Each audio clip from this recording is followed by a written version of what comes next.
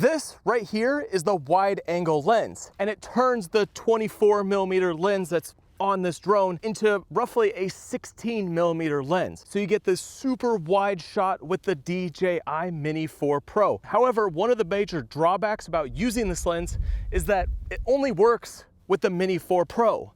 It doesn't work on the Mini 3 Pro. So in this video, I'm gonna talk about some of the frustrating aspects around the DJI MINI 4 Pro. And also we're gonna talk about some of the things that you might not know about with this drone. I've gotten a lot of questions in my comments on my beginner's guide for this drone, and I wanna answer all of those questions in this video. And if you are someone who's gonna pick up the DJI MINI 4 Pro, I put out a full 90-minute masterclass around this drone, and I'll link to it at the end of this video, and I'll also include it down below in the description. So the first thing that's really frustrating with this drone is the fact that the filters from the Mini 3 don't work on the Mini 4. So if you have the Mini 3 or Mini 3 Pro, any of the filters that you use on that drone don't work on the Mini 4 Pro.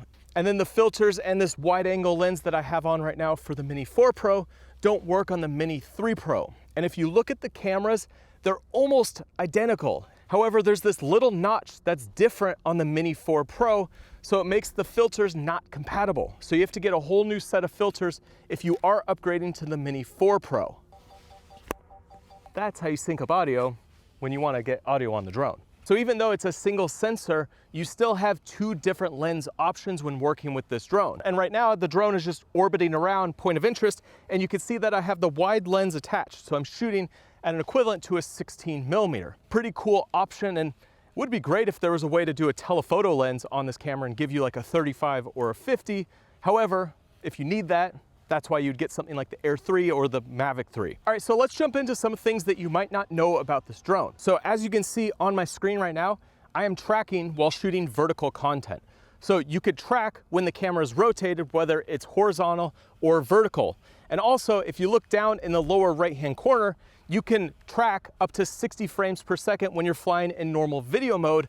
And then when you go over to slow motion, you can track all the way up to 4K 100 frames per second. And so in this drone, you're not limited by your resolution or your frame rate. You can track using all of the different resolutions and all of the different frame rates. And also you could track when you're in the vertical mode. Now, if you want to see a complete breakdown of how the tracking works in this drone, I did a video that shows you all of the different features when working with this tracking in the Mini 4 Pro. And so I'll include that video down below in the description, and also at the end of this video if you want to see more information about the tracking. Now, another interesting feature that they included in this drone is night mode. So now you could shoot at night. And with that, the drone has a landing light on the bottom of the drone. So you could shoot close to sunrise, close to sunset at night, and you're still gonna get a clean image. And when it goes into night mode, it changes some of the camera settings to optimize for night mode. But with that, you actually have more control with this camera over the controls of sharpness and noise reduction. So in your advanced menu, you could click the three dots in the upper right-hand corner. And when you go down to camera, there's a new option down here for style. And you could change your sharpness and your noise reduction depending on what you think looks best and how much editing you're gonna be doing in your editing software. And so this goes down to -2 and it goes all the way up to +2. So 0 is where the default is, and you can bring it down to -2 to reduce the amount of sharpness and noise reduction that the camera does internally when the camera is recording. Now, one other cool thing that's kind of small is that you don't have to turn on the drone when you plug it in your computer to access the memory. On DJI's other drones, you have to have the drone turned on when you plug it into your computer. However, with this drone, you just plug it in, you don't have to turn it on, and you can access your data. And one more thing that you might not have known is that with the RC2, you could still record your audio if you plug the DJI mic into the bottom of the controller. It automatically starts working, and when you do a screen record, you can record your audio on that screen recording.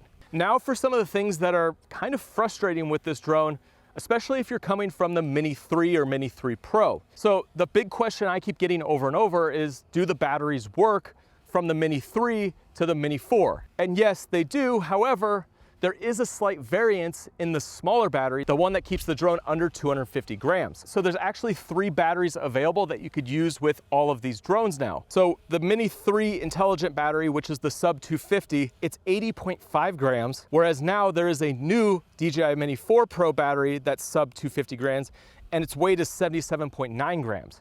So if you use the older of the smaller batteries, the Mini 3 version, in the Mini 4, it's gonna go just slightly above that 250 grams. Now, for some of you, that's frustrating because you're gonna have to get new batteries if you need to keep your drone under that 250 gram limit. And then the bigger battery works on all 3 of the drones, and it gives you a little bit less time on the Mini 4 versus the Mini 3. So you get 45 minutes on the Mini 4 in ideal conditions, and you get 47 minutes on the Mini 3 Pro, and you get 51 minutes on the Mini 3. Ultimately, you're not gonna be using this drone for 45 minutes because you do have to bring it down when it's getting close to the end of the battery life. And also, depending on how you're flying, might change how much your battery you're actually using. Now, one of the other things that could be frustrating is the fact that this drone only works with the DJI RC2 or the RC-N2. So you need to upgrade your controller to be able to work with this drone. And then the last thing is, at the moment, the DJI goggles do not work with the Mini 4 Pro. So with the Mini 3 Pro, you could put on the DJI goggles and fly in FPV. However, that feature is not available on the Mini 4 Pro yet. I'm not sure if it's gonna be updated with that feature, but I would think if the Mini 3 has it, eventually the Mini 4 is gonna have that ability as well. Overall, I think this drone is awesome. And some people have been saying it's a small upgrade, but I actually think it's a big upgrade because the 360 obstacle avoidance and all of the tracking features that you now have access to make this a much better drone than the Mini 3 Pro. However, I'd love to hear your thoughts down below in the comments. And if you're someone who's gonna pick up the Mini 4 Pro, then make sure you check out my full beginner's guide on everything about this drone. Also, you can check out this video right here, which is all about the tracking in this drone. And all this footage was graded using my set of dronelets that I've specifically made for D-Log M. And so check those out down below in the description, and I'll see you on one of the videos.